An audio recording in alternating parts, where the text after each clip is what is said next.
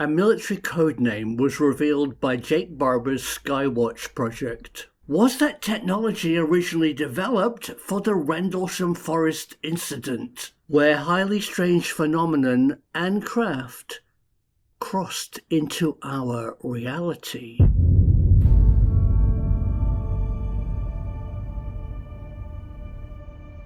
In the heart of Suffolk, England, where ancient history intertwines with the unknown, lies a story that defies belief. A story shrouded in secrecy, classified for over 40 years.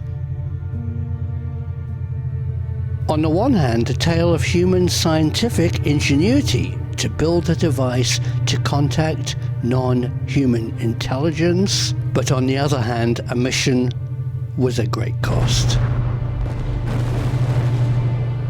A defense project with the ultimate goal of building a new way of waging war that, while under testing, injured loyal service personnel and opened a portal to the highly strange.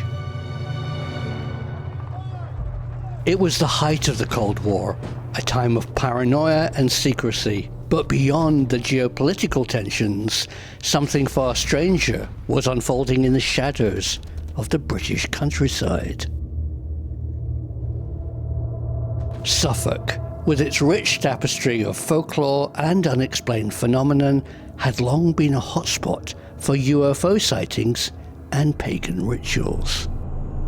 Yet what happened here purposely opened Pandora's box to manifest in our reality a potentially deadly form of non-human intelligence.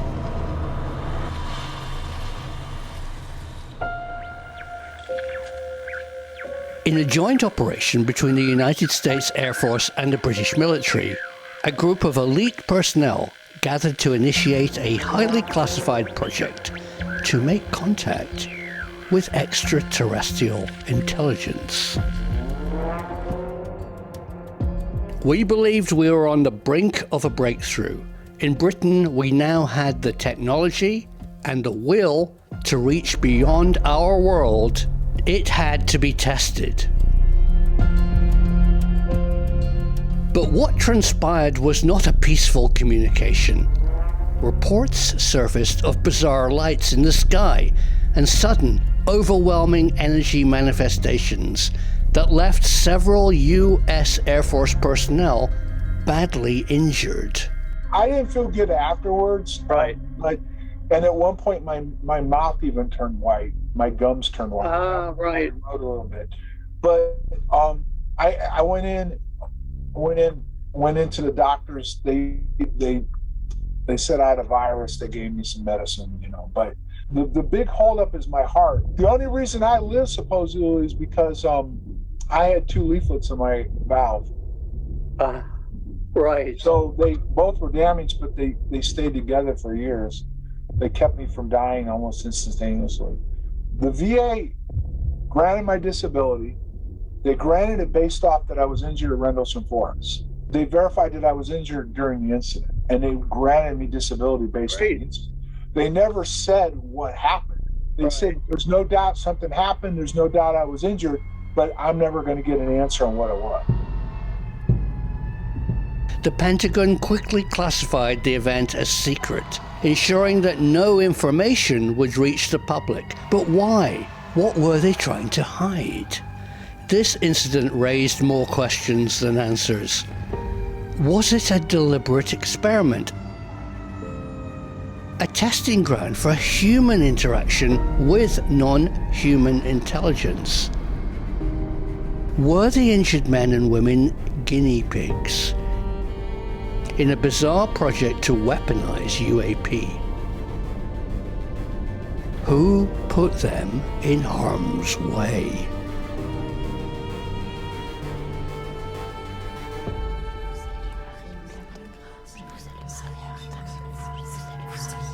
Suffolk's history is steeped in the mysterious, ancient rituals and unexplained phenomenon. Rendlesham Forest was chosen for a reason. It's a place where the veil between worlds is thin. For the first time, we expose the science of evoking the phenomenon, the motives behind the project, and the dangerous implications of contacting another dimension. The Suffolk encounter is a reminder of humanity's relentless pursuit of the unknown. What lies beyond our understanding? And at what cost do we seek the truth? To this day, the fact that this project in Rendlesham Forest was a deliberate attempt to contact another world still remains secret. The British Ministry of Defence publicly deny anything happened, blaming the strange lights in the sky as merely flashes from a local lighthouse. The US Department of Defense attempted to cover up the fact their US Air Force personnel were seriously injured by classifying their medical records and even denying some were even employed by the military. Many researchers have looked into this highly strange encounter in Rendlesham Forest.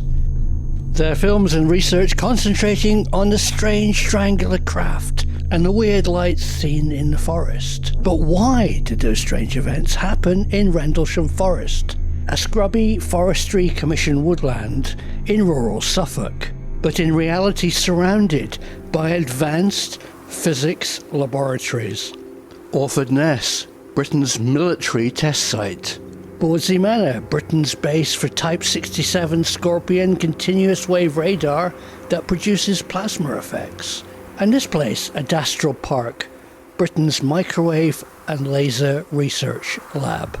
Today, I am going to bust those myths and give you the evidence so you can make your own mind up to what really might have happened. The evidence about a type of man-made device that can summon the phenomenon and even manifest solid, non-human craft.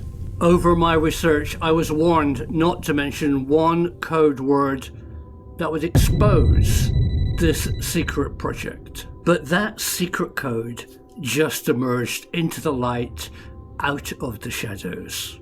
We've been collecting UAP data for more than 5 years with electromechanical signaling, which we call our dog whistle. Generally speaking, we see 3 to 5 different classes of UAP per day during operations. After we turn on the dog whistle, UAPs literally come to us day after day.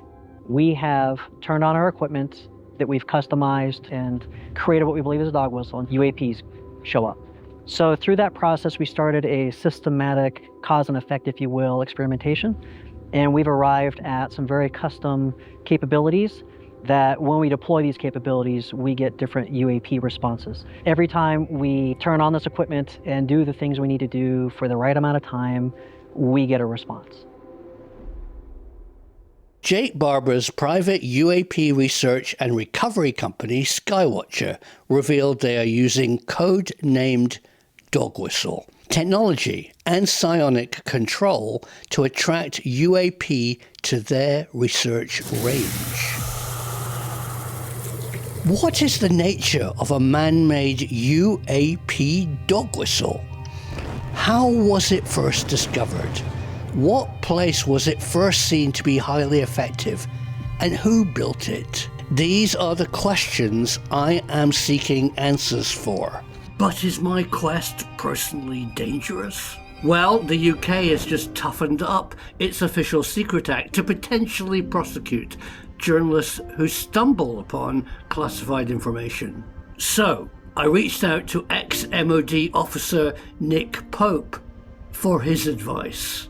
You and I both know a lot more about what happened in Suffolk in 1980 than we're actually admitting. I'm actually a little worried because I actually know quite a lot more than a lot of people realize about the capabilities of bases in Suffolk. I've actually been quite shy from mentioning things like non-nuclear EMP devices and things like that because it seems to me that it's still quite sensitive. Well, I can't give you legal advice on that, but as a general point, I can say that if you have any information that you think is classified, I would not put it out there. Right. Firstly, because it is illegal, and secondly, because of course it could help adversaries. I think that if anyone could do, any journalist, whether they're a traditional mainstream media journalist, or now, of course, we're in the days of X and citizen journalism, but anyone is free to shoot an email over and to ask a question and say, look, I've got hold of something that I'm going to run. Is there any reason I shouldn't? I think it's the responsible thing to do. So I took Nick's advice and contacted the MOD press office about what I would like to say about Rendlesham Forest. This is their reply. Hi Simon, the sites you mentioned appear to be ex-RAF MOD US Air Force sites, and as you appear to be purely offering speculation about a supposed UFO incident that has been well reported previously, BBC link.